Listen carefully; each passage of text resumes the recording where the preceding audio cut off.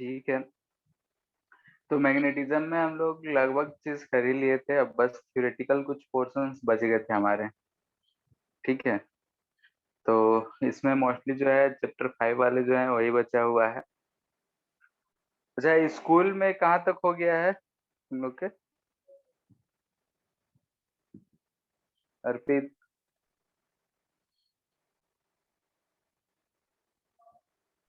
Sir मेरा शायद अभी एएम वेव चल रहा। चलो ठीक है।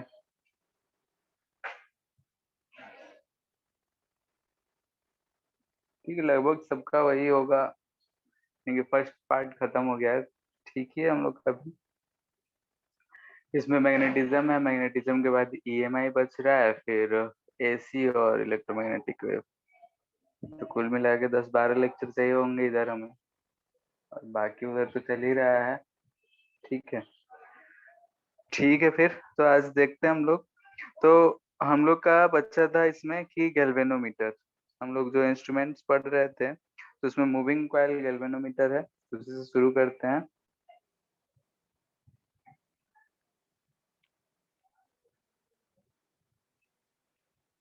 ठीक है। जैसे हम लोग जानते हैं गैल्वेनोमीटर के बारे में कि गैल्वेनोमीटर क्या होता है। गैल्वेनोमीटर करंट डिटेक्ट करने के लिए हम लोग यूज करते हैं। इसको सर्किट में इस तरीके से रिप्रेजेंट किया जाता है और बोलते हैं कि मैक्सिमम डिफ्लेक्शन करंट जो है आईजी इसमें पास करता है। ठीक है। और इसका रेजिस्टेंस अगर बोलना हो तो बोलते हैं जी से, या आरजी बोल दिया जाता है। तो जो भी हो, हम लोग ये चीज जानते हैं।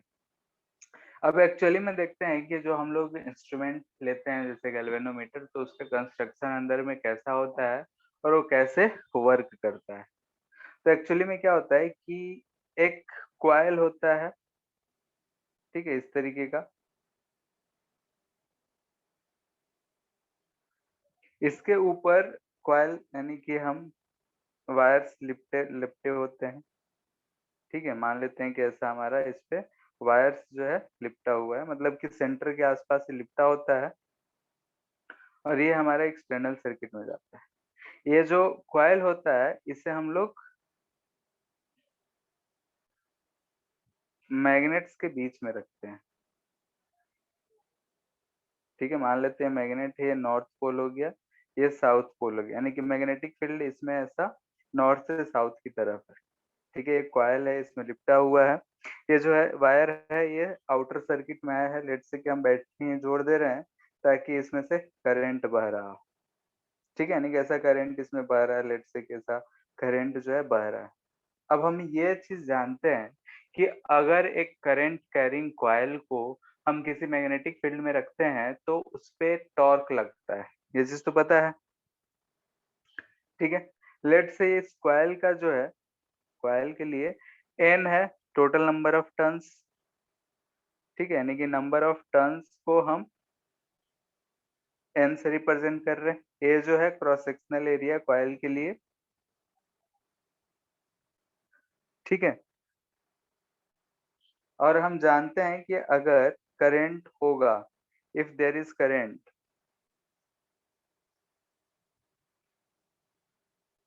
it will experience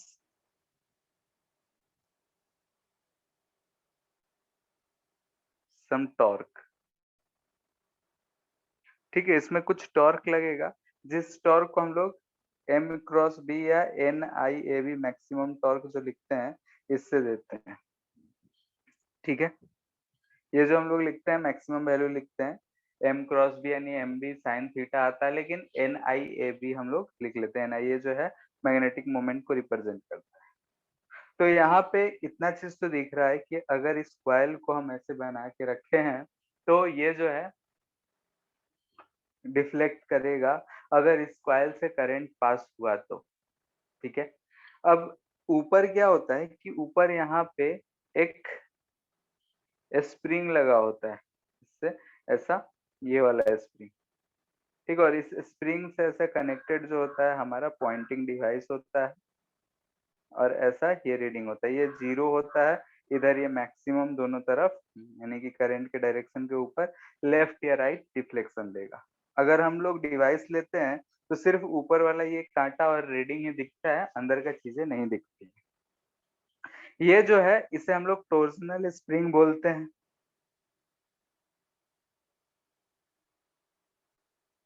ठीक है, खिलौने वाले जो गाड़ी आते थे जिसमें हम लोग चाबी घुमाते हैं फिर रख देते हैं चलने लगता है, तो उसमें यही स्प्रिंग होता है। ठीक है, यानी कि इस तरीके का शेप रहता है इसका, स्पाइरल टाइप का। बीच से अगर हम लोग इसे घुमा दें फिर छोड़ते हैं तो ये एक्सपेंड करेगा फिर। ठीक है, तो इसे हम लोग बोलते हैं ये टॉर्जनल स्प्रिंग है। और हम इसमें रोटेट करते हैं तो जो टॉर्क प्रोड्यूस होता है वो टॉर्जनल ही होता है, और इसे हम लोग लिखते हैं सी इंटू थीटा। ठीक है, ये टॉर्जनल टॉर्क है, सी को हम लोग बोलते हैं टॉर्जनल कांस्टेंट। ठीक है, ये सिमिलर है वैसा ही कि स्प्रिंग वाला फोर्स के एक्स लिखते थे, यहाँ पे रोटेशन है इसलिए हम लोग इसे बोलते हैं सी इंटू थीटा। वहां के को स्प्रिंग कांस्टेंट बोलते थे, यहाँ सी बोल रहे हैं और वो है टॉर्जनल कांस्टेंट। ठीक है, तो हमारे पास यहाँ पे दो चीजें हो रही हैं। फर्स्ट कि अगर इसमें करंट बहेगा तो हमें ऊपर दिख रहा है कि ये जो है रोटेट करेगा कॉइल हमारा, और कॉइल रोटेट करेगा तो साथ में जो कांटा है वो डिफ्लेक्ट करेगा।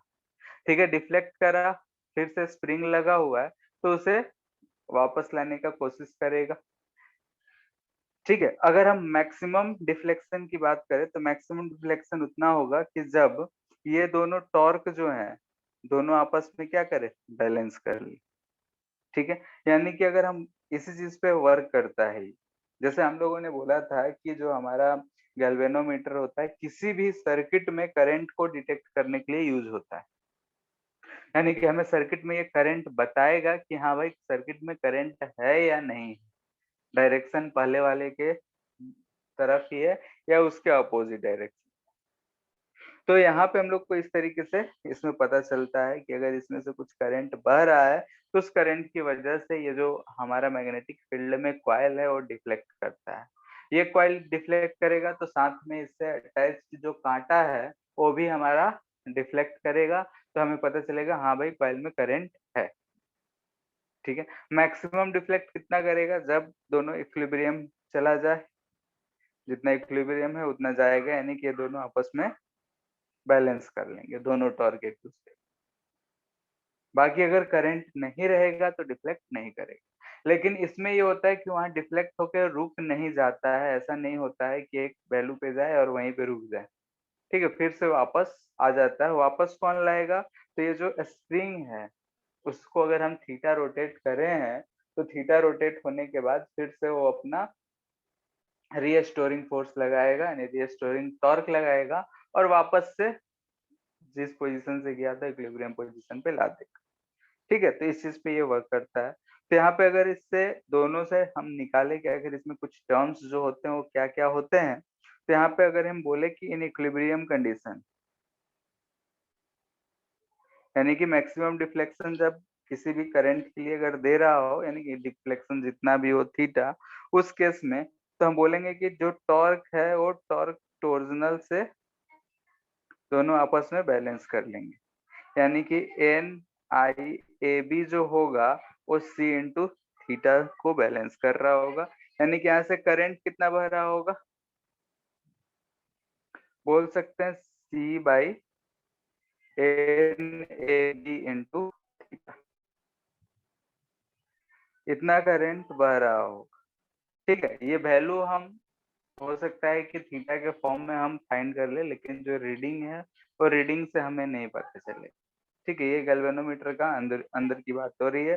करंट जो थीटा से डायरेक्टली प्रोपोर्शनल, ये चीज तो हम लोग पहले भी बोले थे कि जितना ज्यादा डिफ्लेक्शन उसमें हम बता सकते हैं कि हाँ भाई करंट इसमें ज्यादा है इसमें कम है।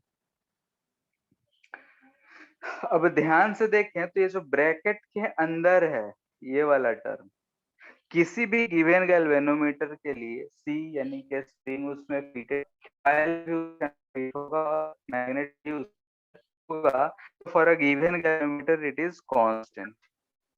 दिख रहा है फॉर गिवन। सर आवाज बहुत कट रहा है आपका।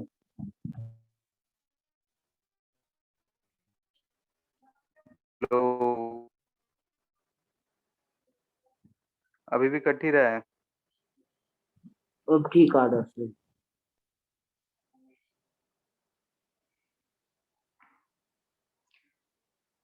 ठीक है, किसी भी गैल्वेनोमीटर जो गिवन गैल्वेनोमीटर है उसके लिए सारे जो हैं कांस्टेंट होंगे। तो इस चीज को, ये जो हमारा टर्म है, इसे हम लोग बोलते हैं कि ये गैल्वेनोमीटर कांस्टेंट है।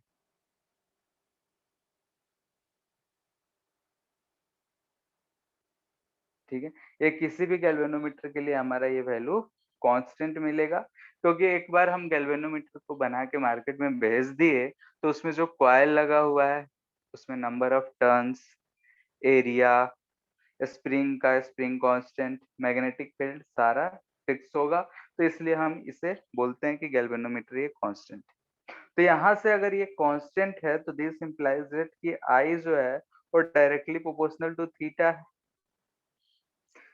ठीक है, यानी कि हम यहाँ से बोल सकते हैं कि जितना ज्यादा डिफ्लेक्शन उतना ज्यादा करंट। थीटा को हम लोग इसमें बोल रहे हैं कि ये डिफ्लेक्शन है, एंगल जितना एंगल जीरो से डिफ्लेक्ट कर रहा है उस चीज को रिप्रेजेंट करता है। तो यहाँ से हम कंपेयर कर सकते हैं कि दो सर्किट में कि किसमें ज्यादा करंट है किसमें कम करंट है। डायरेक्शन हम देख सकते हैं कि बीच में जीरो होता है तो लेफ्ट साइड डिफ्लेक्ट कर रहा है कि राइट साइड, तो हम बता सकते हैं दोनों में सेम डायरेक्शन में करंट है या फिर अपोजिट डायरेक्शन में।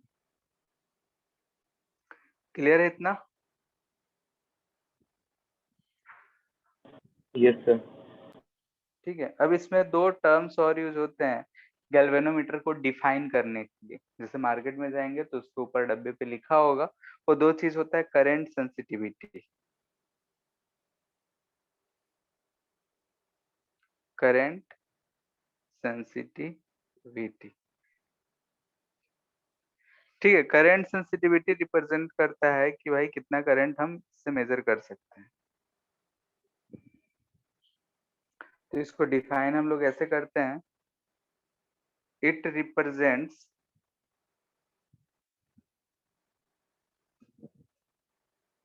Deflection produced in galvanometer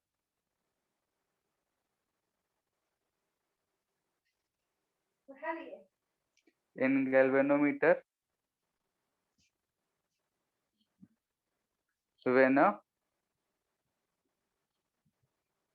unit current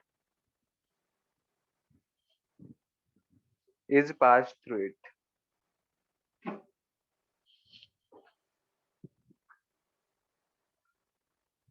Is passed through it.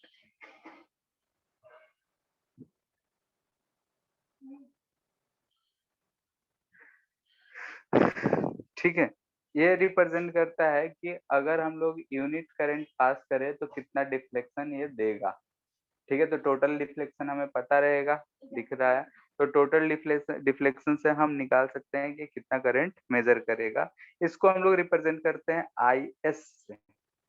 तो आई एस हमें दिख रहा है कि थीटा बाई आई रिप्रेजेंट हो रहा है, यानी कि डिफ्लेक्शन पर यूनिट करंट है, तो हम इसे लिख सकते हैं थीटा बाई आई। तो ऊपर वाले अगर वैल्यू से देखें यहाँ पे थीटा बाई आई जो है हमें N A B by C represent कर रहा है, N A B by C, यानी गैल्वेनोमीटर कांस्टेंट का ये रेसिप्रोकल होता है। ठीक है, इसका यूनिट को अगर ध्यान से देखें तो ये रेडियन पर करंट हमें मिलेगा, यानी कि रेडियन पर एम्पियर, या तो इसे बोलते हैं डिफ्लेक्शन पर एम्पियर। ठीक है, यूनिट में हम रेडियन यानी कि थीटा जो है रेडियन में लेते हैं, या फिर उसको डिफ्लेक्शन के टर्म में बोल देते हैं, डिफ्लेक्शन पर एम्पियर जो होता है इसका यूनिट होता है। सेकेंड चीज जो मिलता है हमें वो है वोल्टेज सेंसिटिविटी। सर थीटा का यूनिटलेस नहीं ले सकते हैं? क्या? थीटा को यूनिटलेस नहीं मांग सकते हैं? तो वो तो डायमेंशन के टर्म में बोलेंगे तो डायमेंशन लेस ही है। ठीक है, जैसे ओमेगा हम लोग यूज करते हैं तो ओमेगा क्या लेते हैं, रेडियन पर सेकेंड, वैसा ही है।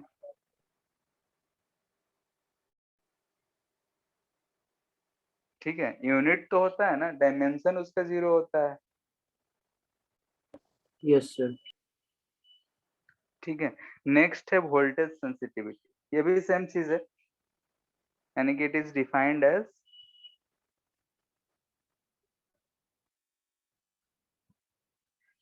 deflection produced, deflection per unit voltage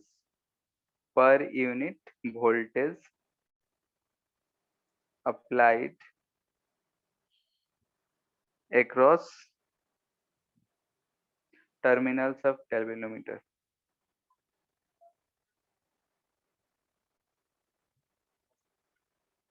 ठीक है, तो इसको हम लोग VS से रिप्रेजेंट करते हैं, वोल्टेज सेंसिटिविटी, ये हमें रिप्रेजेंट कर रहा है थीटा बाई V। अगर वायर्स में रेजिस्टेंस R हो तो करंट I है, तो हम इसे I इंटू R लिख सकते हैं। ठीक है, तो यहां से ये हमें मिल रहा है NAB बाई RC। ठीक है, यहाँ पे हम बोल रहे हैं R रेजिस्टेंस ऑफ क्वाइल, यानी कि जो क्वाइल में वायर यूज करें उसका कुछ रेजिस्टेंस होगा तो उसके क्रॉस पोटेंशियल होगा, उन सब चीजों का हम नेट रेजिस्टेंस की बात कर रहे हैं। तो VS equal to theta by V, यानी कि theta by I R use कर सकते हैं। तो theta by I NAB by R था, तो NAB बाई RC, R जो है रेजिस्टेंस ऑफ द क्वाइल होगा। यहाँ से एक चीज और ध्यान में रखना है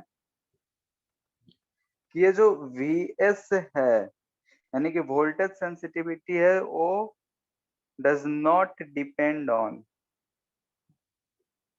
IS। ठीक है, दोनों में एक दूसरे पे डिपेंडेंट नहीं, यानी कि voltage sensitivity does not depend on current sensitivity. यहाँ से हमें दिख रहा है, अच्छा यहाँ IS होना चाहिए, यहाँ पे अगर हमें दिख रहा है थीटा बाई आई जो है IS जैसा रिप्रेजेंट हो रहा है। ठीक है, थीटा बाई आई क्या था, IS था, लेकिन इस चीज को ध्यान में रखना है कि दोनों एक दूसरे से डिपेंड नहीं करते हैं। इसको प्रूफ के लिए हम एक एग्जांपल लेते हैं, कैसे हम देख सकते हैं कि भाई, क्योंकि ये कंस्ट्रक्शन पे डिपेंडेंट है, दोनों चीजें जो हैं, हम जो गैल्वेनोमीटर बना रहे हैं उसमें जो जो चीजें यूज कर रहे हैं उसके प्रॉपर्टीज पे ये डिपेंडेंट है। जैसे हम एक एग्जांपल ले रहे हैं कि कैसे डिपेंडेंट नहीं है। मान लेते हैं कि इफ नंबर ऑफ टर्न्स जो थे n से बढ़ाकर 2n कर दें। ठीक है, नंबर ऑफ टर्न्स अगर n से 2n कर दिए तो IS जो है क्या डबल हो जाएगा, बोलो।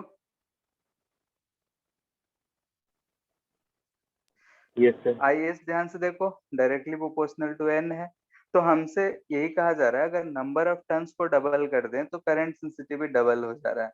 अब वोल्टेज सेंसिटिविटी की बात करते हैं, तो वोल्टेज सेंसिटिविटी में हमें दिख रहा है, देखो नंबर ऑफ टर्न्स बढ़ाने से एरिया B और C पे तो फर्क नहीं पड़ने वाला है ना, ABC पे कोई फर्क नहीं पड़ने वाला है, लेकिन R, हम अगर यहाँ नंबर ऑफ टर्न्स को बढ़ाएं यानी कि लेंथ को बढ़ा दिए हैं, यहाँ से हम बोल सकते हैं कि लेंथ ऑफ वायर जो होगा L से 2L हो गया है। इसका मतलब ये हुआ कि रेजिस्टेंस जो है R से 2R हो गया है।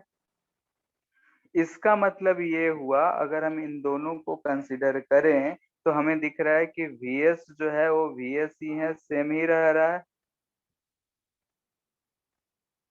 सेम, क्योंकि ऊपर N भी डबल हुआ, नीचे R भी डबल हुआ। ABC तो सेम है लेकिन N भी डबल R भी डबल, तो इफेक्ट को कैंसल आउट कर जाएगा। यानी कि हमको यहाँ दिख रहा है कि अगर हम नंबर ऑफ टर्न्स को बढ़ा देते हैं तो वोल्टेज सेंसिटिविटी सेम रहता है लेकिन करंट सेंसिटिविटी डबल हो जाता है। ठीक है, तो इस चीज का ध्यान रखना है कि ये दोनों चीजें जो हैं वो आपस में डिपेंड नहीं करते हैं। कोई दिक्कत इतना में? No sir. ठीक है, तो एनसीईआरटी के चैप्टर 4 या 5 के लास्ट में दे रखा है, उसे एक बार रीडिंग कर लेना है और रीड करके जो क्वेश्चंस दिए हैं उसे बना लेना है। ठीक है, इस पे क्वेश्चन ज्यादा पूछे नहीं जाते हैं, बस फॉर्मूला बेस्ड रहता है और मोस्टली बोर्ड में ही आएगा लिखने के लिए, कुछ पूछा भी। नेक्स्ट देखते हैं हम लोग अपना, ठीक है, क्लासिकल मैग्नेटिज्म। ठीक है, वैसे पढ़ना तो इसे शुरू में चाहिए था, लेकिन हम लोग लास्ट में देखते हैं, क्योंकि थोड़ा बहुत यूज जो होता है हम लोग बीच में जो पढ़े हैं उसका यूज कर लेते हैं। जैसे करंट कैरिंग कंडक्टर होता है, उसमें मैग्नेटिक फील्ड होता है, उसका यूज कर लेते हैं इसे एक्सप्लेन करने के लिए। तो नेक्स्ट देखते हैं क्लासिकल मैग्नेटिज्म। क्लासिकल मैग्नेटिज्म यानी कि हम नेचुरल मैग्नेटिज्म की बात यहाँ पे करेंगे कि कोई भी मटेरियल होता है और मैग्नेटिक प्रॉपर्टी कैसे शो करता है। तो जैसे कि ये सारा कहानी जो है पहले भी हमने बोला है कि एक मैग्नेशिया जगह था, वहां से आया कि ब्लैक कलर के स्टोन वहां मिलते थे जो कि आयरन निकल ये सबको अट्रैक्ट करते थे। बाद में पता चला कि उस स्टोन में जो था Fe3O4 का मात्रा था, ठीक है, तो वहां से ये नाम पड़ा मैग्नेटिज्म। Fe3O4 जो मैग्नेटिक प्रॉपर्टी शो करता है, ये बाद में पता चला। तो मैग्नेशिया जगह था जहाँ पे ब्लैक कलर का स्टोन्स मिले थे जो कि निकल इन सबको अट्रैक्ट कर रहे थे, तो इसीलिए वहां से इस ऐसे प्रॉपर्टीज शो करने वाले को लोगों ने मैग्नेट मैग्नेट कहना शुरू कर दिया, तो हम लोग आज तक मैग्नेट ही कहते हैं। तो अगर हम मैग्नेट की बात करते हैं, ठीक है, तो मैग्नेट जो होता है एक ऐसा मटेरियल होगा जैसे सबस्टांस जो कि किसी और मटेरियल को अट्रैक्ट करे। जैसे हर मटेरियल को अट्रैक्ट नहीं कर पाता है, कुछ खास तरह के ही मटेरियल को अट्रैक्ट करता है, तो उसका भी प्रॉपर्टीज हम लोग लास्ट में देखेंगे। तो जैसे कि आयरन हो गया, निकल, कोबाल्ट, इन सबको ये अट्रैक्ट कर लेता है, तो ऐसे मटेरियल को हम बोलते हैं कि वो मैग्नेट। ठीक है, प्लास्टिक, वुड, इन सबको अट्रैक्ट कराएंगे तो वो अट्रैक्ट नहीं करेगा। ठीक है, हम लोग बोलते हैं substance which attract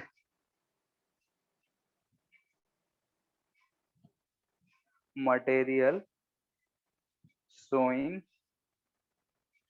magnetic property।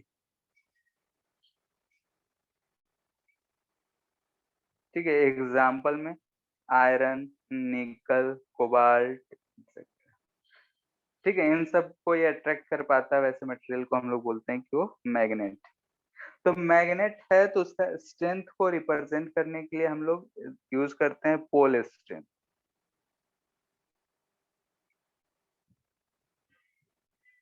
ठीक है, पोल स्ट्रेंथ। यहाँ से सारा कुछ कहानी जो है हम लोग का लगेगा कि हम लोग जो इलेक्ट्रोस्टैट में पढ़े हैं वही चीज है, तो थोड़ा सा फास्ट चलेंगे फॉर्मूला डायरेक्ट लिखते लिखते। ठीक है, तो पोल स्ट्रेंथ जो है इसको हम लोग बोलते हैं कि it represents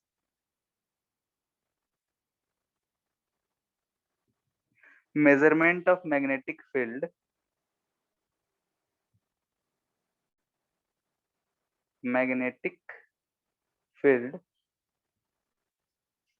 produced by a magnetic pole. ठीक है, मैग्नेटिक पोल से जो मैग्नेटिक फील्ड प्रोड्यूस होता है उस चीज को ये रिप्रेजेंट करता है पोल स्ट्रेंथ। पोल स्ट्रेंथ को हम लोग एम से रिप्रेजेंट करते हैं। ठीक है, रिप्रेजेंटेड बाय एम। इसका जो यूनिट होता है एम्पियर मीटर। ठीक है, यूनिट क्या होगा पोल स्ट्रेंथ का? एम्पियर मीटर, और इसे हम एम से रिप्रेजेंट करते हैं। हम लोग जानते हैं कि हमारे पास जो पोल्स हैं, पोल्स दो तरह के होते हैं, north pole and south pole. ठीक है, तो नॉर्थ पोल को हम लोग एम एन से लिख देते हैं, साउथ पोल को एम एस से लिख देते हैं। ठीक है, तो नॉर्थ पोल एम एन को रिप्रेजेंट, हाँ सर यही दो मतलब हम लोग क्यों लेते हैं, मतलब नॉर्थ और साउथ ही? जैसे कि ये तो वही सवाल हो गया कि हम लोग चार्ज में पॉजिटिव और निगेटिव ही क्यों लेते हैं। ठीक है, तो सर इसमें भी लेकिन दो ये नोमेनक्लेचर में कोई रीजन तो होगा ना? रीजन, जैसे कि जब आया तो लोगों ने देखा कि दो डायरेक्शन हमेशा था, दो चीज, तो उसको लोग पोल बोलना शुरू किए। अब हिस्ट्री तो इसका हमको भी ध्यान नहीं है कि क्यों ही नॉर्थ और साउथ पोल ही बोला गया। ठीक है, कोई रीजन होगा, अब शुरुआत में कोई बोल दिया होगा, वही चीज चलते आ रहा है। ठीक है, तो हम लोग यस दो सर। पोल लेते हैं, जैसा कि पॉजिटिव चार्ज है नेगेटिव चार्ज है, वैसे ही यहाँ पे दो पोल्स हम लोग हमेशा मानते हैं, तो नॉर्थ पोल और साउथ पोल बोलते हैं। ठीक है, जो शुरू से बोलते हैं वही हम यहाँ मान।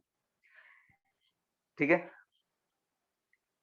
यहाँ पे हम बोल रहे हैं कि ये जो है पोल्स जो होते हैं चार्ज नहीं होता है, लेकिन अपने सहूलियत के लिए हम इसे कंपेयर करेंगे, यानी कि पॉजिटिव चार्ज में जो हम लोग पढ़े थे वैसा, यानी कि treated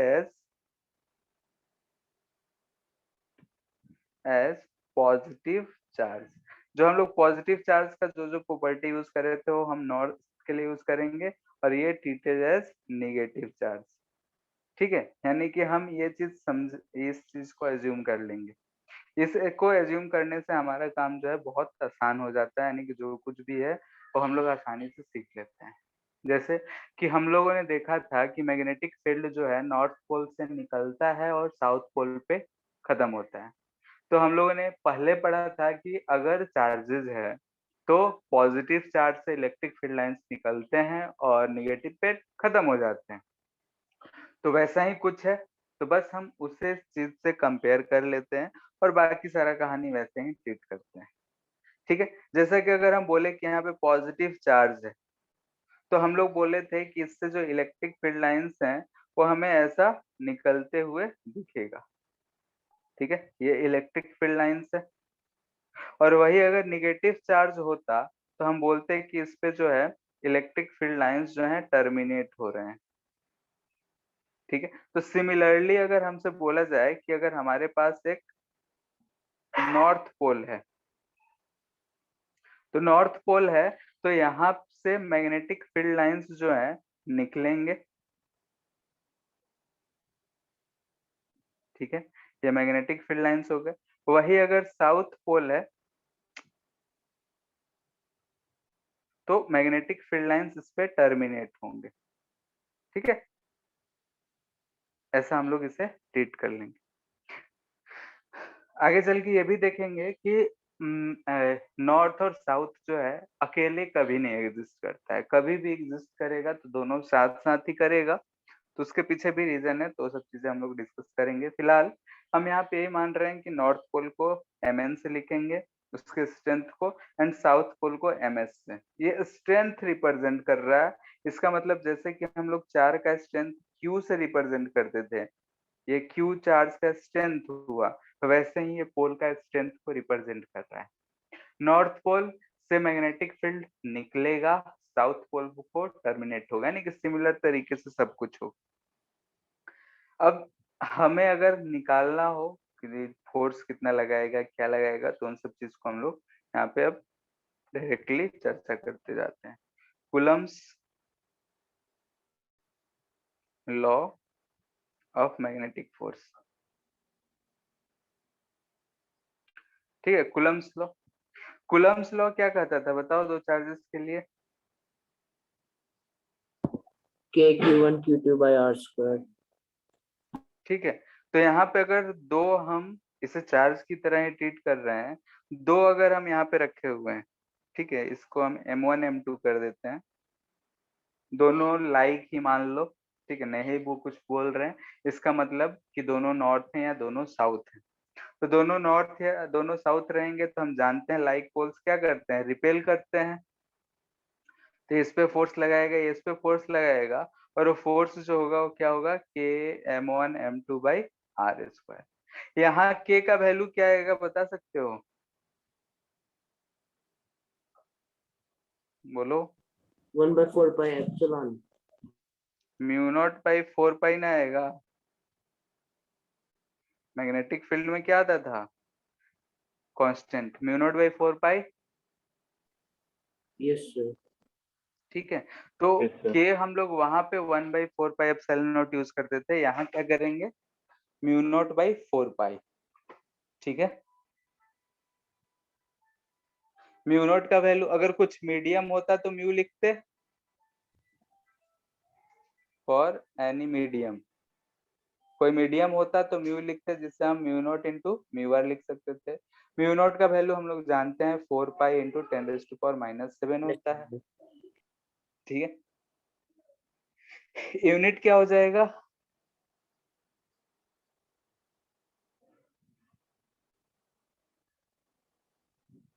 Newton metre by ampere. M का वैल्यू क्या था? ए बाई एम्पियर मीटर था, यस सर।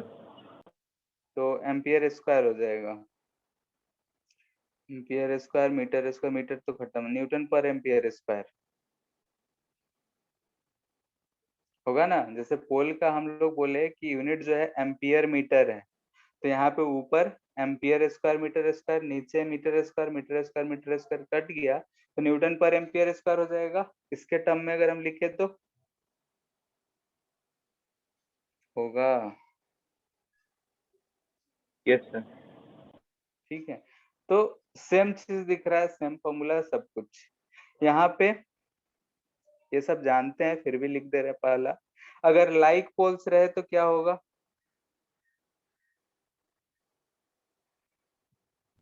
रिपेल, रिपेल करेगा। अनलाइक होगा तो अट्रैक्ट। अट्रैक्ट करेगा। हम लोग ऐसा पढ़े थे कि अगर किसी रीजन में इलेक्ट्रिक फील्ड रहा तो हम फोर्स पे, चार्ज पे फोर्सेस बता सकते हैं। तो जैसे अगर हम बोले कि इस रीजन में इधर की तरफ मैग्नेटिक फील्ड है, यहाँ पे अगर हमारा एक नॉर्थ पोल है, तो उस पे फोर्स किधर लगेगा? मैग्नेटिक अलोंग फील्ड की डायरेक्शन। द। ठीक है, यस सर। कितना फोर्स लगेगा? mn into B. क्लियर है? अगर एक साउथ पोल रखा हुआ है, साउथ पोल स्ट्रेंथ है, तो उस पे किधर लगेगा? इधर की तरफ। और ये फोर्स कितना लगेगा? ms into B. यानी कि नॉर्थ पोल पे सेम डायरेक्शन में, साउथ पोल पे अपोजिट डायरेक्शन में। सेम वैसा ही दिख रहा है, एक पॉजिटिव चार्ज और निगेटिव चार्ज हम लोग लेते थे वैसा। फोर्थ, थर्ड थर्ड, अगर हम मैग्नेटिक इंडक्शन या फिर field due to magnetic pole बोले तो क्या लिख सकते हैं बताओ? जैसे कि यहाँ पे हम बोल रहे हैं कि एक मैग्नेटिक नॉर्थ पोल रखा हुआ है, इससे r दूरी पे, इस पॉइंट P पे हम मैग्नेटिक फील्ड लिखना चाहते हैं। तो मैग्नेटिक फील्ड नॉर्थ पोल है तो इधर की तरफ होगा, इस B का वैल्यू क्या होगा?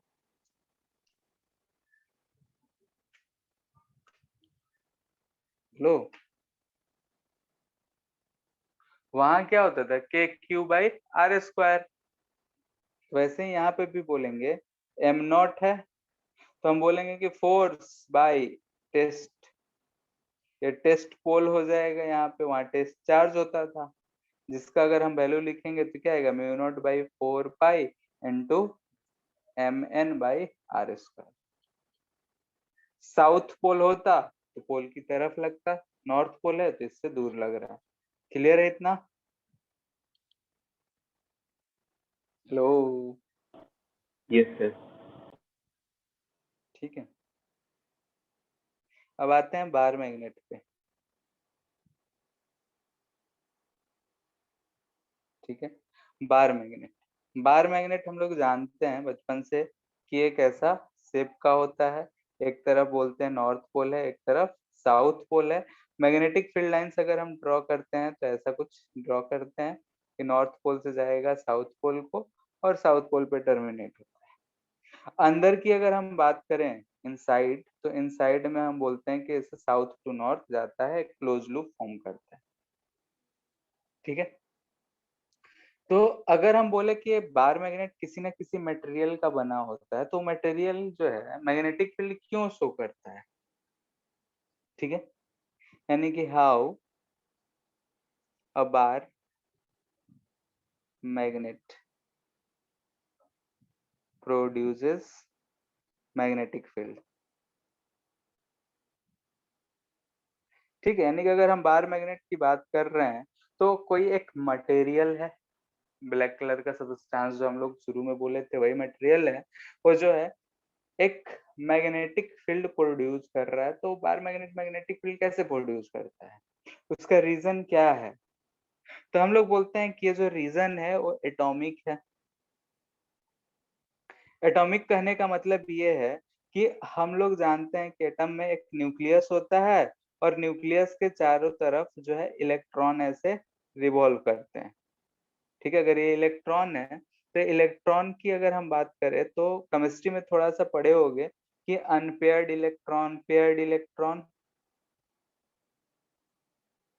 ठीक है, तो अगर ऐसा कोई मटेरियल है जिसमें इलेक्ट्रॉन अनपेयर्ड हो और ये जो है रिवॉल्व कर रहा है, रिवॉल्व कर रहा है, तो रिवॉल्व कर रहा है, तो ध्यान से अगर हम लोग सोचें तो एक चार्ज दिख रहा है जो राउंड राउंड घूम रहा है, ऐसा ही है। तो इससे जो है करंट हमें दिख रहा है, चार्ज को, rate of flow of charge को हम लोग करंट बोलते हैं, करंट है। और अगर करंट है तो मैग्नेटिक फील्ड प्रोड्यूस कर रहा होगा। ठीक है, तो यहीं से बोला जाता है कि अगर कोई एक मटेरियल है जिसमें अनपेयर्ड इलेक्ट्रॉन है और वो अपने न्यूक्लियस के अबाउट में रिवॉल्व कर रहा है, तो रिवॉल्व कर रहा है यानी कि करंट प्रोड्यूस कर रहा होगा। ठीक है, हम सिर्फ एक एटम की बात कर रहे हैं यहाँ पे, तो वहां से वो एक मैग्नेटिक फील्ड प्रोड्यूस कर रहा होगा। तो बहुत तरह के मटेरियल होते हैं, आगे चल के हम लोग देखेंगे, जैसे फेरोमैग्नेट, पैरामैग्नेट, डाईमैग्नेट। तो किसी किसी में होता है कि जो एटम है उसमें तो मैग्नेटिक फील्ड प्रोड्यूस करता है, लेकिन वो ऐसे दो चार एटम और मिल जाते हैं तो एक दूसरे को कैंसल आउट भी कर देता है। ठीक है, जैसा कि अगर हम लोग सिंपल शब्द में बोले तो इलेक्ट्रिक फील्ड में पढ़े थे हम लोग कि polar molecules and non polar molecules. Polar molecules में हम लोगों ने बोला था कि कुछ डाइपोल मोमेंट रहता है और नॉन पोलर में बोला था कि नहीं रहता, ऐसा ही था। और फिर हम उसको उसको देख रहे थे कि अगर जैसे कि नॉन पोलर था, उसमें डाइपोल मोमेंट जो भी अगर था सारा कुछ कैंसिल था, मतलब सिमिलर टाइप के रहते थे इसलिए। ठीक है, तो वैसा ही यहाँ पे भी हम बोल रहे हैं कि अगर एटम है, एटम में अनपेयर्ड इलेक्ट्रॉन्स हैं, रिवॉल्व कर रहे हैं न्यूक्लियस के राउंड में, तो रिवॉल्विंग इलेक्ट्रॉन जो है मैग्नेटिक फील्ड प्रोड्यूस कर रहे हैं। ये भी हम लोग पढ़े थे कि चार्ज अगर मूव करता है तो मैग्नेटिक फील्ड प्रोड्यूस करता है, तो हम डायरेक्टली बोल सकते थे कि मूविंग चार्ज है तो मैग्नेटिक फील्ड प्रोड्यूस कर रहा है। ठीक है, नहीं रिवॉल्व कर रहा है, करंट है, मैग्नेटिक फील्ड है। ठीक है, अब यहां से बोले कि कोई सा भी एटम की अगर बात करें, यानी कि हम बोल सकते हैं यहाँ से every atom which have unpaired electrons can produce magnetic field. ठीक है, कोई सा भी हम एटम की बात करें तो प्रोड्यूस करेगा। अब ओवरऑल सबस्टांस का प्रॉपर्टी पे भी डिपेंड करता है कि ये एटम्स कैसे ओरिएंटेड हैं। सारे जो हैं ऐड हो रहे हैं सारे मैग्नेटिक फील्ड, या एक मैग्नेटिक फील्ड जो प्रोड्यूस हुआ और दूसरे मैग्नेटिक फील्ड को कैंसल आउट कर दे रहा है, उस पे भी डिपेंड करेगा कि बाहर हमारे मैग्नेटिक फील्ड मिलेगा या नहीं मिलेगा। लेकिन अगर हम एटॉमिक लेवल पे देखें तो ऐसा होता है। तो जो हम मैग्नेट की बात करते हैं तो उस सबस्टांस में क्या होता है कि जो मैग्नेटिक फील्ड प्रोड्यूस होते हैं वो ऐड हो जाते हैं, ऐड हो जाते हैं तो हमें एक नेट मैग्नेटिक फील्ड मिल जाता है, जो कि हम बोलते हैं कि अगर हमारे पास एक बार मैग्नेट है, यानी कि एक सबस्टांस है, जो हम ब्लैक स्टोन बोले थे, वो सबस्टांस जो है मैग्नेटिक फील्ड हमें हमेशा देते रहे। ठीक है, और यही रीजन है कि हम लोग बोलते हैं कि मैग्नेटिक जो मैग्नेट जो होते हैं वो कभी भी मोनोपोल में नहीं एग्जिस्ट करते हैं। This is why magnets never exist in as monopoles. ठीक है, वो हमेशा क्या होगा डाइपोल में ही एग्जिस्ट करता है, यानी कि दोनों पोल्स साथ साथ में ही रहता है। यानी कि कहने का मतलब ये है तो कि अगर मैग्नेट को तोड़ेंगे तो 4 पोल आ जाएगा। हाँ, फिर से नॉर्थ साउथ आ जाएगा।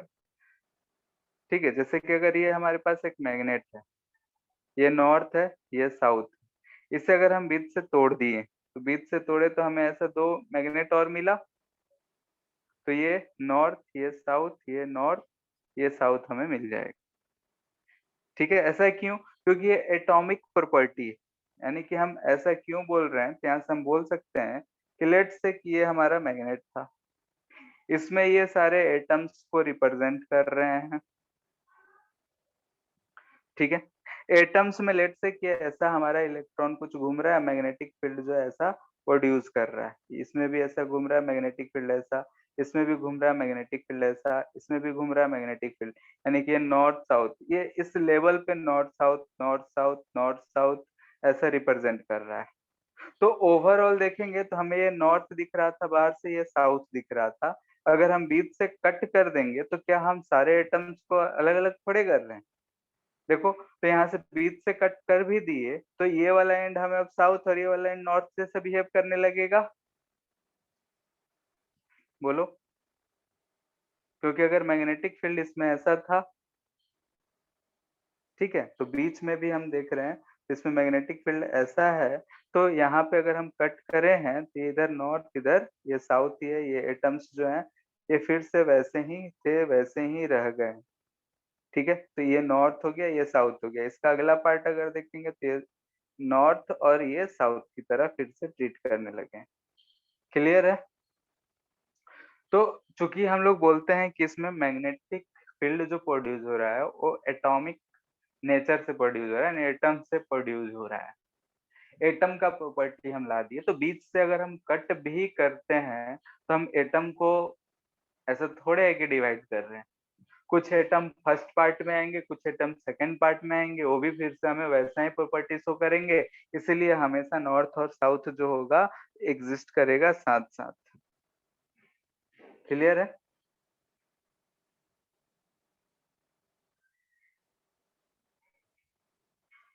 बोलो। सर और कोई भी रीजन होता है मैग्नेटिज्म का? क्या? सर इसके अलावा कोई और रीजन होता है? किसी मटेरियल के लिए? Yes sir. और कोई तो नहीं होता, मतलब एटॉमिक लेवल पे तो यही हम लोग बोलते हैं। इससे अगर हो सकता है कि कुछ और मटेरियल होते हैं, जैसे कि आयरन ही हो गया, उसे हम एक्सटर्नल मैग्नेटिक फील्ड में रखेंगे तो भी मैग्नेटाइज हो जाता है। तो भी देखेंगे कि कैसे उसके जो एटम्स होते हैं खुद को ऐसे ओरिएंट कर लेते हैं कि नेट मैग्नेटिक प्रॉपर्टी शो करने लगता है। तो मेन तो यही रीजन है। ठीक है,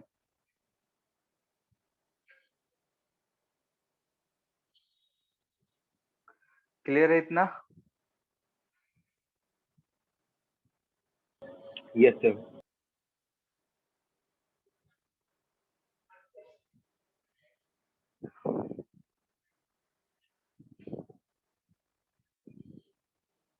तो हम लोग बोल सकते हैं यहाँ से magnetic field produced bye atoms of substance which behaves like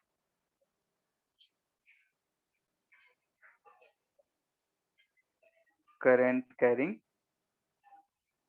coil। ठीक है, वो गोल गोल है इसलिए हम लोग करंट कैरिंग कॉइल बोल सकते हैं, या सिंपल शब्द में हम ये भी बोल सकते हैं कि रिवॉल्विंग चार्ज है तो उससे मैग्नेटिक फील्ड प्रोड्यूस होता है। तो ये रीजन है कि अगर हमारे पास बार मैग्नेट है तो बार मैग्नेट में मैग्नेटिक फील्ड प्रोड्यूस होता है, नहीं कोई ऐसा सबस्टेंस जिसमें जो एटम्स मैग्नेटिक फील्ड प्रोड्यूस कर रहे हैं वो सारे एक डायरेक्शन में होते हैं तो एड अप हो जाता है। अब हम लोगों ने यहाँ देखा कि जो बार मैग्नेट है वो हमेशा दो पोल के साथ एग्जिस्ट करता है, डाइपोल के साथ है इसका मतलब।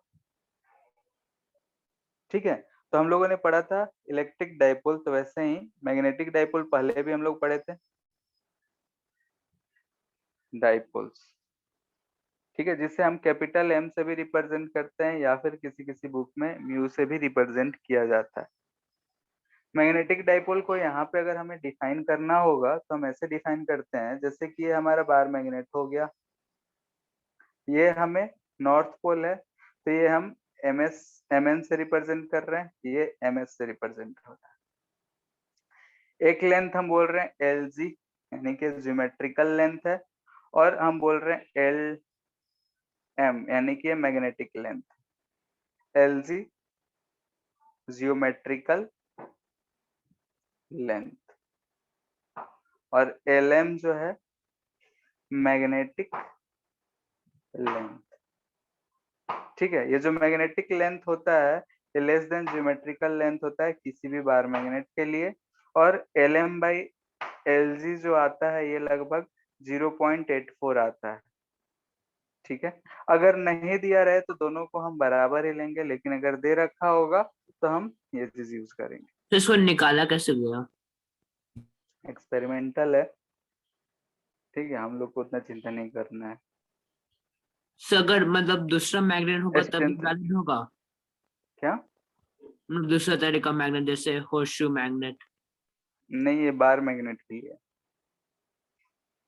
ठीक है, सिर्फ बार मैग्नेट के लिए, हॉर्स मैग्नेट के लिए फिर अलग आएगा। ठीक है, जैसे कि हमारे पास मैग्नेट है तो उसके स्ट्रेंथ को माप माप के एक्सपेरिमेंटल वैल्यू से फाइंड किया जाता है। ज्योमेट्रिकल लेंथ तो हम लोग नाप ही सकते हैं, ये मैग्नेटिक लेंथ, और मैक्सिमम केसेस में ये जो रेशियो है इतना ही रहता है, तुम लोग इसे ध्यान में रख सकते हैं। तो हम बोल रहे हैं ये मैग्नेटिक डाइपोल है, तो एम को अगर हमें लिखना होगा तो हम क्या लिखेंगे बताओ? मैग्नेटिक डाइपोल मोमेंट, डाइपोल कहलाता है पोल मोमेंट। ठीक है, मैग्नेटिक डाइपोल मोमेंट एम है तो उसे हम कैसे क्या लिख सकते हैं, वैल्यू बताओ?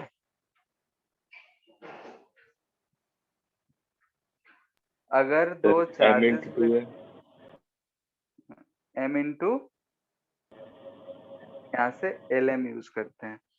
ठीक है, अगर नहीं दिया हो तो हम दोनों लेंथ बराबर ही ले लेते हैं, लेकिन अगर दिया हो तो इन जनरल जो होता है magnetic strength of north pole जो होता है magnetic strength of south pole के बराबर ही होता है, तो ये चीज होता है।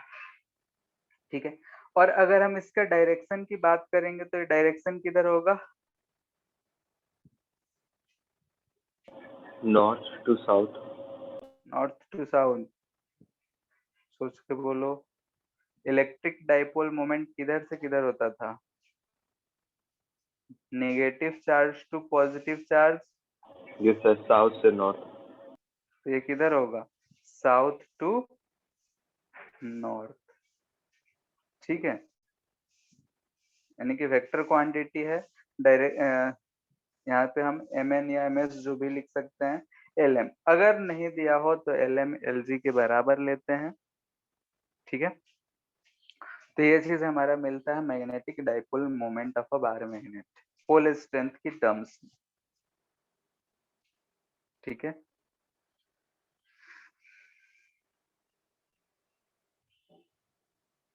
अब देखते हैं magnetic field due to bar magnet. अगर बार मैग्नेट हमें मिल जाए तो मैग्नेटिक फील्ड कितना होगा? तुम ही लोग बताओ, हम नहीं बताएंगे। लेट से कि यहाँ पे एक हम बार मैग्नेट रखे हैं, ये साउथ हो गया, ये नॉर्थ हो गया, इस एक्सिस को हम लोग क्या बोलते हैं?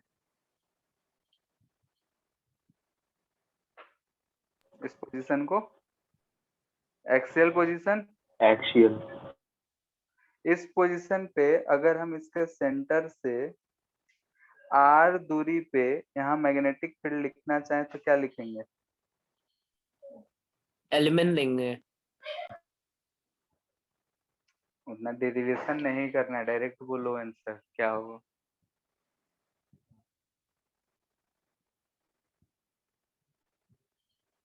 ऐसा नहीं दिख रहा है कि एक माइनस क्यू चार्ज है, यहाँ पे एक प्लस क्यू चार्ज है, हम यहाँ से r दूरी पे इलेक्ट्रिक फील्ड लिखते थे तो क्या लिखते थे बताओ? 2kp/r³। 2kp/r³। तो ये क्या लिखेंगे? 2 mu naught pi into m/r³। ठीक है, डायरेक्शन इधर होगा सर वो क्योंकि 2 का मैं फैक्टर आएगा कौन सा? सर, मतलब यहाँ भी इंटू 2 से मल्टीप्लाई होगा। हाँ, सब कुछ सेम, कुछ भी चेंज नहीं करना है। 2kp/r³ था तो यहाँ भी 2k, k की जगह म्यू नॉट/4 पाई लिखे हैं, कट के म्यू नॉट/2 पाई कर सकते हैं। ठीक है, यानी कि हम 2kp/r³ ये फॉर्मूला याद है तो ये भी हम लिख सकते हैं। क्लियर है?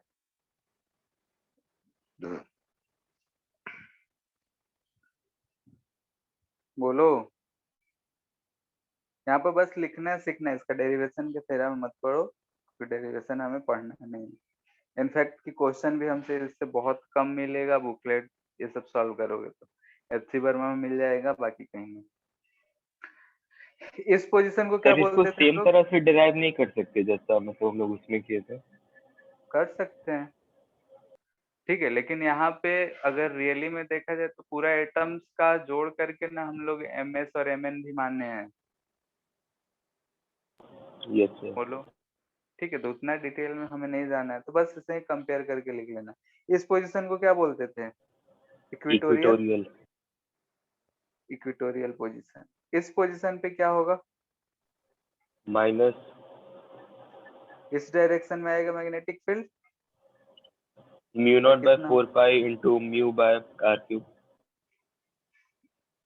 म्यू या m/r³। क्लियर है?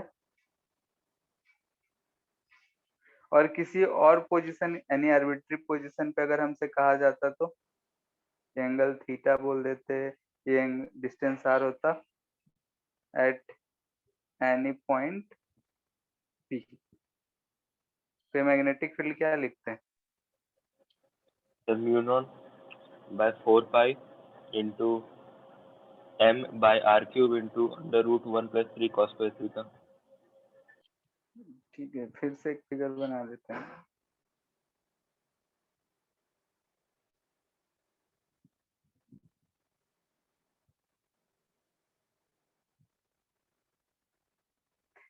m का डायरेक्शन यही होता तो हम इस पॉइंट पे फाइंड करना चाहते हैं तो m के दो कंपोनेंट्स ले लेते, एक इधर और एक इधर। ये एंगल थीटा है तो m cos थीटा हो जाएगा और ये m sin थीटा।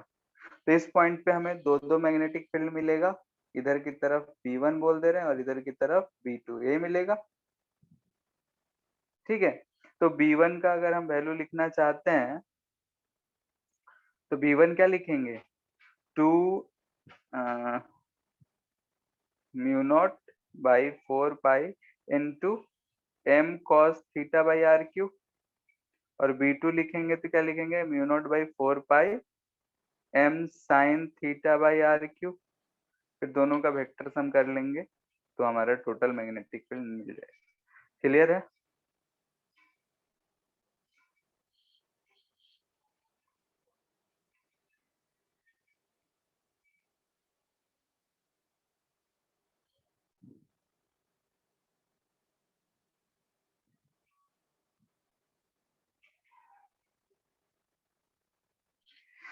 अगर हम पोटेंशियल की बात करें तो फाइंड कर सकते हैं क्या? बताओ तुम लोग।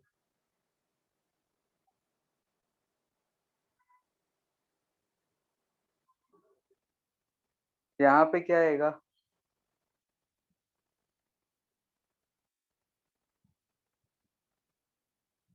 हम्म,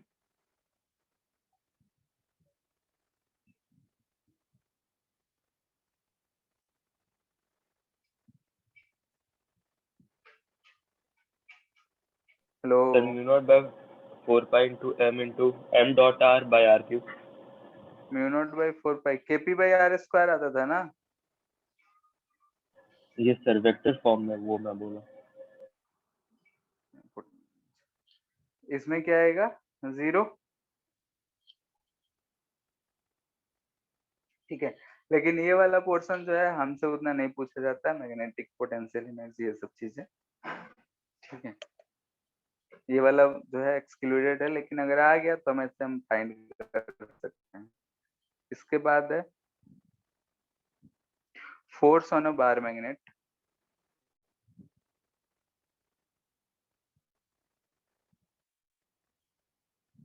इन एक्सटर्नल मैग्नेटिक फील्ड। अगर हम एक्सटर्नल मैग्नेटिक फील्ड में किसी बार मैग्नेट को रखते हैं तो उसमें फोर्स एंड टॉर्क दोनों का ही बात कर लेंगे, क्या होगा। जैसे हम बोल रहे हैं कि इधर की तरफ एक एक्सटर्नल मैग्नेटिक फील्ड है, इसमें एक हमने बार मैग्नेट को रख दिया है, ठीक है। ये हम बोल रहे हैं कि नॉर्थ पोल है, ये साउथ पोल है, तो इस पे नेट फोर्स किधर लग रहा होगा? तो नॉर्थ जीरो पोल पे होगा। इधर फोर्स लग रहा है, हाँ। इस पे ये एफ लग रहा होगा इधर। एफ नेट की अगर हम बात करेंगे तो क्या मिलेगा? जीरो। टॉर्क नेट की बात करेंगे तो क्या मिलेगा? क्या मिलता था वहां पे इलेक्ट्रिक फील्ड में, क्या मिलता था? तो पी क्रॉस ई। हाँ, तो यहाँ पे क्या हो जाएगा? M cross B yes sir. हो जाएगा, क्योंकि हम लोग वहाँ डाइपोल मोमेंट को P से रिप्रेजेंट करते थे, यहाँ पे मैग्नेटिक डाइपोल मोमेंट को M से रिप्रेजेंट कर रहे हैं। इलेक्ट्रिक फील्ड E था, मैग्नेटिक फील्ड B है। पोटेंशियल एनर्जी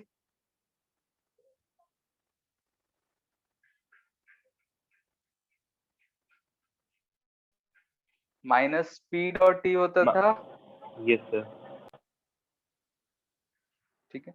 तो यहाँ पे ये लिख लेंगे,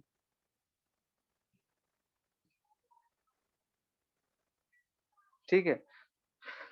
तो ये सारे चीजें थी कि अगर हमें क्लासिकल मैग्नेटिज्म के बारे में बात कर रहे हैं तो ये सारी चीजें हमें जानकारी होना चाहिए, ठीक है। इसमें ज्यादा कुछ है नहीं, लेकिन फिर भी अगर हम लोग इलेक्ट्रिक डाइपोल मोमेंट जानते हैं, चार्जेस के बारे में उतना कुछ पढ़े थे, तो इस चीज को हम लोग आराम से फाइंड कर सकते हैं।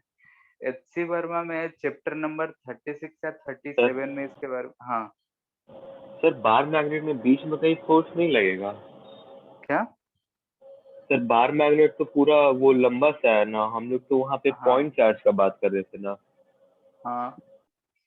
तो सर तो यहाँ पे तो मतलब हम लोग क्या बोले कि अगर हम बार मैग्नेट के यूज कर रहे हैं तो उसके दोनों स्ट्रेंथ को ms और mn की तरह मान लिए और बोल दिए कि वहीं पे दोनों चार्जेस दोनों पोल्स जो है कंसंट्रेटेड है, ठीक है। और उसी के मतलब मानते हुए हर जगह पे हम लोग कंसिडर कर रहे हैं, क्लियर है।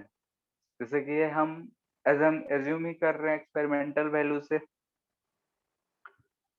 क्योंकि अगर हर बार चेक करते जाए कि हाँ भाई कितना आ रहा है कितना आ रहा है, तो हमें पूरे रॉड को यानी कि पूरा जितना भी बार दिया होगा उन हर पॉइंट को कंसिडर करना पड़ जाएगा, ठीक है। तो लोगों ने उस पर यस बहुत सर। मेहनत करा है और हमें इस तरीके का दे दिया, लो भाई तुम इससे, ठीक है। तो हम वो सब मेहनत यहाँ पे नहीं करते, क्लियर है,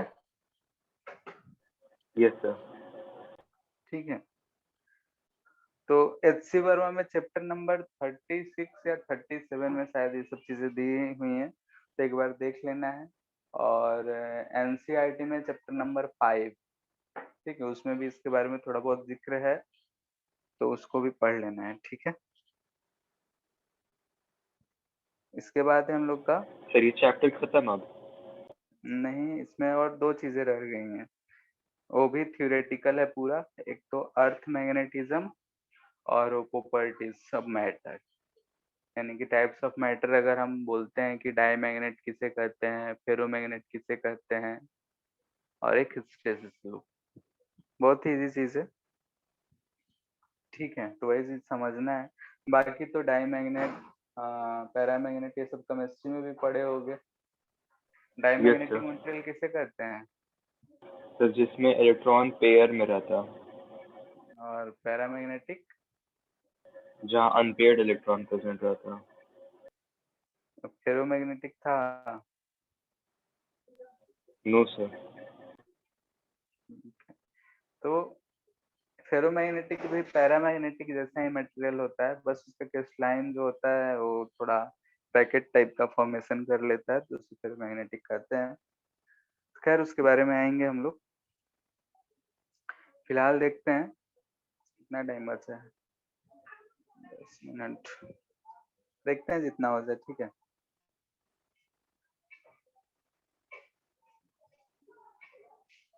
अर्थ मैग्नेटिज्म, अर्थ मैग्नेटिज्म जो हम लोग पढ़े थे, जैसे हम लोग ये चीज तो बचपन से ही जानते हैं लगभग कि अर्थ का भी एक मैग्नेटिक फील्ड प्रोड्यूस होता है, ठीक है। तो वही अर्थ मैग्नेटिक फील्ड को ही टेरेस्टेरियल मैग्नेटिक फील्ड बोला जाता है या फिर जियोमैग्नेटिक फील्ड बोला जाता है। यानी कि जो फील्ड है उसे हम लोग जियो मैग्नेटिक फील्ड बोल देते हैं, ठीक है। यानी कि अर्थ जो है वो मैग्नेटिक फील्ड जो प्रोड्यूस करता है, जो शो करता है, उसे ही हम लोग अर्थ मैग्नेटिज्म बोलते हैं या फिर टेरेस्टेरियल मैग्नेटिक फील्ड बोलते हैं, ठीक है। इसका रीजन क्या होता है?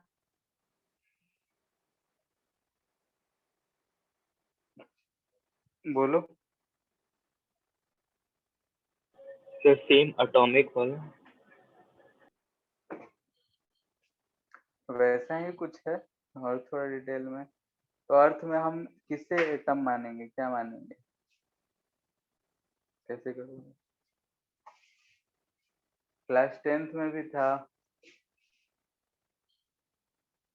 ठीक है। इसका एक्चुअल में जैसे बहुत लोग जो हैं बोलते हैं कि एक्चुअली में इसका रीजन जो है सही नहीं है दिया गया है, ठीक है। यानी कि इसके पीछे आज भी बहस है कि हाँ भाई रीजन क्या हो सकता है, ठीक है। यानी कि बहुत लोग जो हैं, जो हम बताने जा रहे हैं उस पर राजी भी हैं, बहुत लोग राजी नहीं भी, ठीक है। यानी कि अभी हम नहीं कह सकते हैं कि एक्चुअली में क्या रीजन है, लेकिन फिलहाल अभी तक जो दिया गया है वो चीज हमें भी मानना है। अगर हम लोग एक्सपेरिमेंट करते हैं उसे गलत प्रूफ कर दें तो अलग चीज है, ठीक है। तो जो अभी तक वैलिड रीजन माना गया है वो ये है कि अर्थ में, अर्थ के कोर में, आउटर कोर में मोल्टेन मेटल्स होते हैं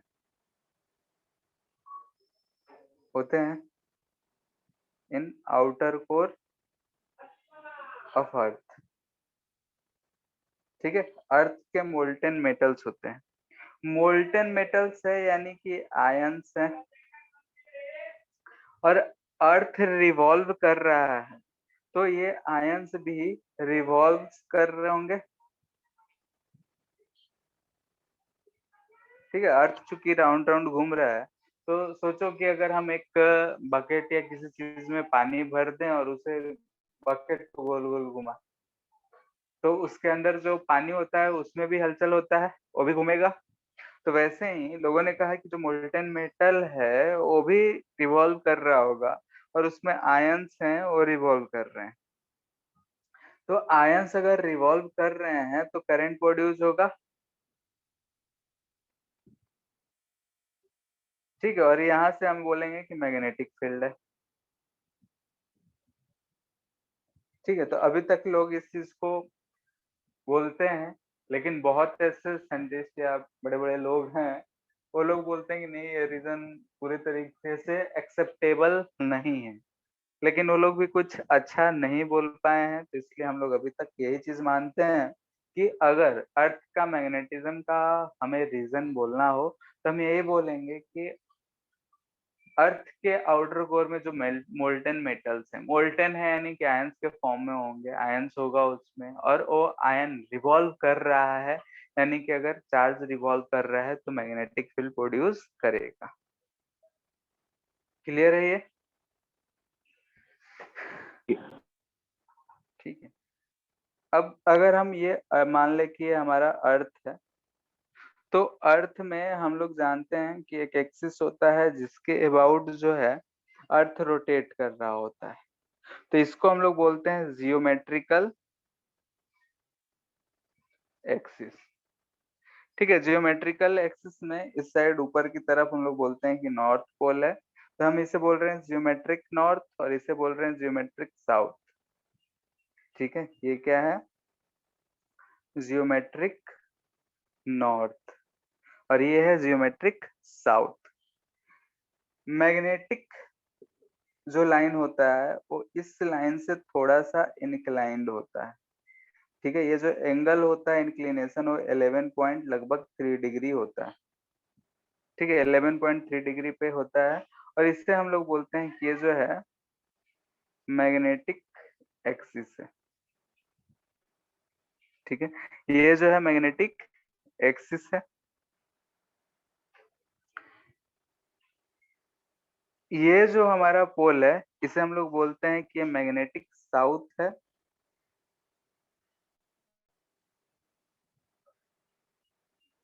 या फिर साउथ सीकिंग पोल, ठीक है। नाम में बहुत ही कंफ्यूजन है तो इसलिए ध्यान रखना है। इसे हम लोग बोलते हैं मैग्नेटिक नॉर्थ या फिर नॉर्थ सीकिंग पोल, ठीक है। सीकिंग मतलब क्या होता है, बोलो। चाहता। हाँ, इसका मतलब ये होता है, नाम तो ये रख दिया गया है लेकिन इसका मतलब ये है कि अगर हम अर्थ का मैग्नेट बोल रहे हैं, अर्थ को अगर एक बार मैग्नेट से हम रिप्लेस करेंगे तो ये नॉर्थ सीकिंग पोल है, यानी कि इधर हमारा साउथ जैसा बिहेव करेगा और ये एंड कैसा बिहेव करेगा, नॉर्थ जैसा, क्योंकि ये साउथ सीकिंग पोल है, ठीक है। यानी कि अर्थ का मैग्नेटिज्म का जो साउथ पोल है वो ज्योमेट्रिक नॉर्थ की तरफ है और नॉर्थ पोल जो है वो ज्योमेट्रिक साउथ की तरफ है। क्लियर है? सर ये जो 11.3 डिग्री है ये परपेंडिकुलर से है या फिर अर्थ का एक्सिस से? क्योंकि अर्थ का एक्सिस भी कुछ 22 डिग्री पे इंक्लाइंड है ना। हाँ, तो उस एक्सिस से ही है, ये ज्योमेट्रिकल एक्सिस से हम बोल रहे हैं कि 11.3 डिग्री पे रहता है, ठीक है। वो थोड़ा सा इंक्लाइन रहता है, उस इंक्लिनेशन पे हम नहीं जा रहे हैं, सिर्फ हम बोल रहे हैं कि जो ज्योमेट्रिकल एक्सिस है जिसके अबाउट ये घूम रहा है उससे 11.3 डिग्री पे, ठीक है। Yes sir. ठीक है, तो नेक्स्ट क्लास में हम लोग इसी से आगे देखेंगे कि अर्थ का मैग्नेटिक फील्ड का डायरेक्शन किधर से किधर होगा। तो कुछ पॉइंट्स इसमें हम लोग देखते हैं कि मैग्नेटिक मेरिडियन क्या होता है, एंगल ऑफ डीप क्या होता है, एंगल ऑफ इंक्लिनेशन किसे कहेंगे, तो सब चीजें हम लोग इसमें डिस्कस करेंगे। और वो हो जाएगा तो फिर वही प्रॉपर्टीज ऑफ मैटर, तो प्रॉपर्टीज ऑफ मैटर में वही चीज हमें पढ़ना है कि डायमैग्नेट, फेरोमैग्नेट, पैरामैग्नेट एंड क्या बोलते हैं, हिस्टैरिसीस लूप। तो सारा का सारा थ्योरेटिकल है। तो एनसीईआरटी चैप्टर 5, ठीक है, चैप्टर 5 जो है पढ़ना है, ठीक है। लास्ट में जो भी दे रखा है मैग्नेटिज्म प्रॉपर्टी एंड ये जो अर्थ मैग्नेटिज्म, ठीक है, क्योंकि एक बार पढ़ लोगे तो समझने में ज्यादा आसानी हो जाएगी, ठीक है। यस ठीक है सर। फिर।